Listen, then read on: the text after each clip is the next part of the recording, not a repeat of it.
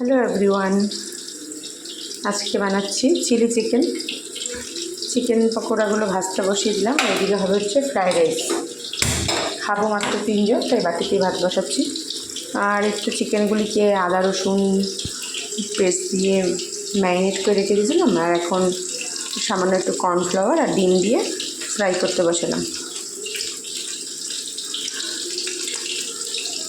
এখানে এই সবজিগুলো সব কেটে রাখা হয়েছে। তো এক পিঠ হয়ে গেছে, উল্টে দিই।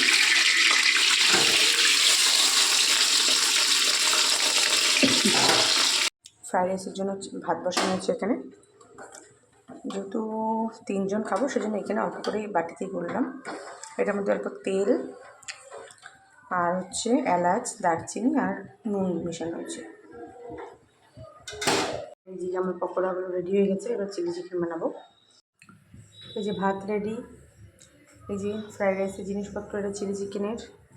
2 পাশে কড়াই বসিয়ে দিয়েছি, এটাতে ফ্রাইড রাইস করবো, এটাতে চিলি চিকেন করবো। তো ফ্রাইড রাইস হয়ে গেছে মোটামুটি রেডি। সামান্য একটু গোলমরিচের গুঁড়া দিলাম আর গোটা গরম মশলা ফোড়নে, আর নর্মালি যেমন হয় গাজর, বিনস, সামান্য একটুখানি ক্যাপসিকাম কুচি আর একটু কিশমিশ, ব্যাস।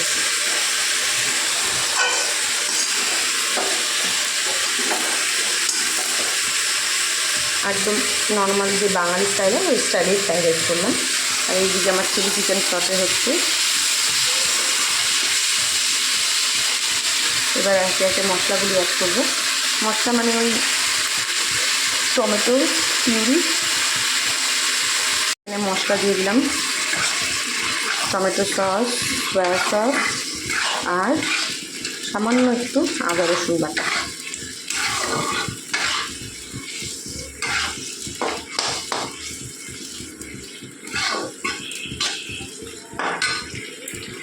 একটু লেবুর রস দিলে না বেশ টক ভাতটা ভালো আসে।